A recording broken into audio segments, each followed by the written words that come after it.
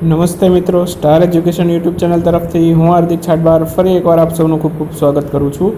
તો મિત્રો, અત્યારનો જે લેક્ચર છે એ રથયાત્રા વિશે ખૂબ જ અગત્યના પ્રશ્નો છે એના વિશે છે.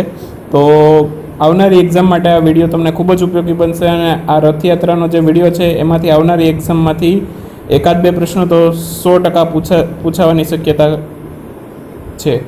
બરાબર?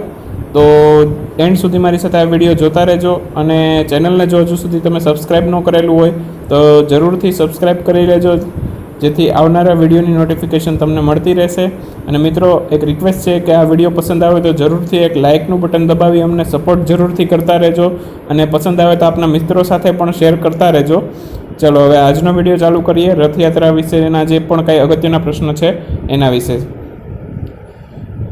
રથયાત્રાની શરૂઆત મિત્રો, સૌથી પહેલો પ્રશ્ન, રથયાત્રાની શરૂઆત છે કયા વર્ષથી થઈ હતી? તો રથયાત્રાની શરૂઆત થયેલી હતી 1878થી.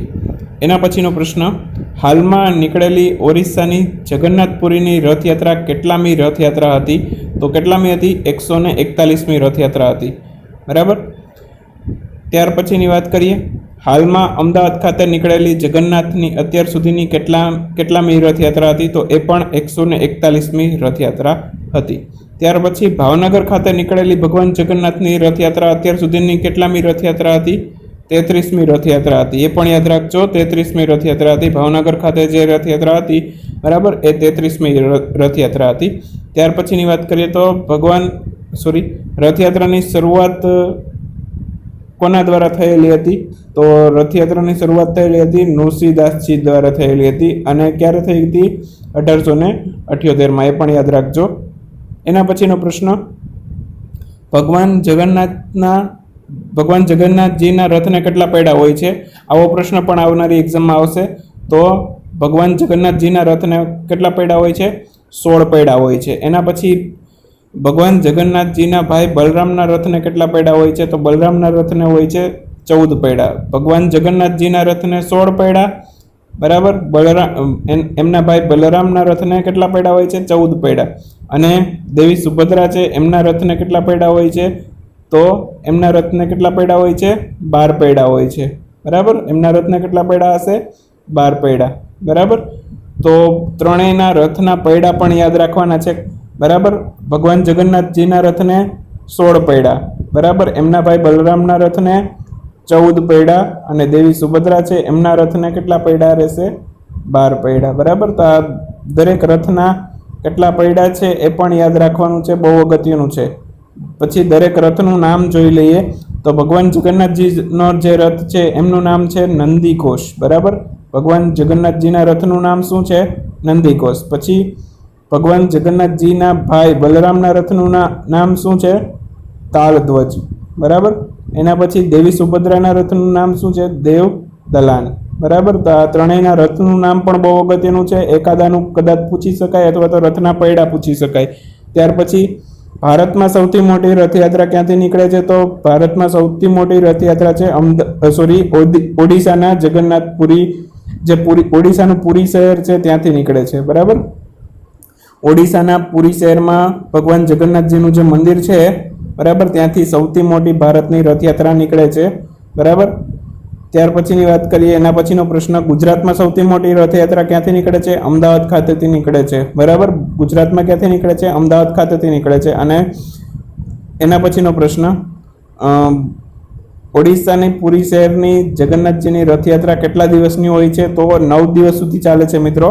બરાબર. ઓડિશાની પુરી શહેરની જે રથયાત્રા છે કેટલા દિવસની હોય છે? 9 દિવસની હોય છે. 9 દિવસ ચાલે છે. બરાબર. એના પછી આગળ વધીએ તો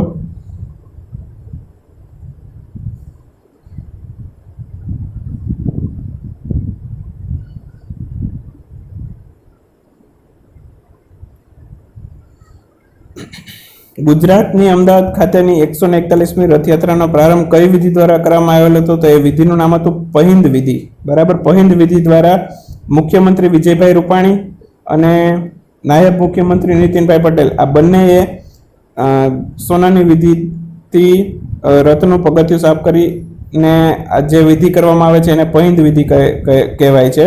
તો પહિંદ વિધિ દ્વારા મુખ્યમંત્રી વિજયભાઈ રૂપાણી અને નાયબ મુખ્યમંત્રી નીતિનભાઈ પટેલ. તો કોણે કરી એવું પણ પૂછી શકાય. અમદાવાદ ખાતેથી શુભારંભ કોણે કરાવેલો એવું પણ પૂછી શકાય. બરાબર, તો એ પણ યાદ રાખી લેજો. પહિંદ વિધિ અને કોના દ્વારા થઈ એ પણ યાદ રાખી લેજો. ત્યાર પછીની વાત કરીએ તો ઓડિશાના પુરીમાં બીચ પર શિલ્પકારે ભગવાન બલભદ્ર, ભગવાન જગન્નાથ અને દેવી સુભદ્રાના રથનું રેત શિલ્પ બનાવેલું હતું. તો એ કોણે બનાવેલું હતું? કયા શિલ્પકારે બનાવેલું હતું? બરાબર, તો કોણે બનાવેલું હતું? સુદર્શન પટનાયકે. બરાબર, એના પછીની વાત કરીએ તો રથયાત્રા કયા દિવસે ઉજવાય છે? તો રથયાત્રા અષાઢ સુદ બીજના દિવસથી ચાલુ થાય છે. બરાબર, અને 9 દિવસ સુધી ચાલુ રહે છે. એટલે અષાઢ સુદ બીજથી દસમ સુધી ચાલે છે. બરાબર, પણ મુખ્ય પોઈન્ટ કહીએ તો અષાઢ સુદ બીજ. બરાબર, અષાઢ સુદ બીજ છે એ રથયાત્રા તરીકે ઓળખાય છે. બરાબર, પછી 9 દિવસ સુધી ચાલે છે એટલે કે દસમ સુધી ચાલતી હોય છે. બરાબર, રથયાત્રા પણ અષાઢી બીજ એટલે કે રથયાત્રા તરીકે ઓળખાતું હોય છે. બરાબર, તો એ યાદ રાખજો. તો આશા રાખું છું વિડીયો પસંદ આવેલો હશે. તમે લાઈક કરીને મને તમારો સપોર્ટ આપતા રહેશો અને આપના મિત્રો સાથે પણ શેર કરજો જો ગમેલો હોય તો.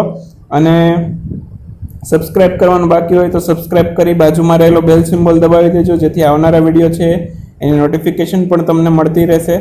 તો ફરી પાછા નેક્સ્ટ વિડીયોમાં આવી જાવ નવી માહિતીઓ સાથે આપણે મળતા રહીશું. ત્યાં સુધી આવજો. Bye bye.